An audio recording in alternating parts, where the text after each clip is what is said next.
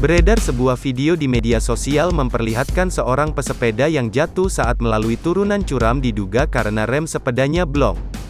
Diunggah akun Instagram @memomedsos, Senin, tanggal 4 April tahun 2022, diperlihatkan dalam video beberapa pengendara motor yang sedang melintasi sebuah jalan dengan tanjakan curam. Lalu datang seorang pesepeda dari arah yang berlawan dengan kecepatan yang cukup tinggi, hingga hampir menabrak seorang pejalan kaki.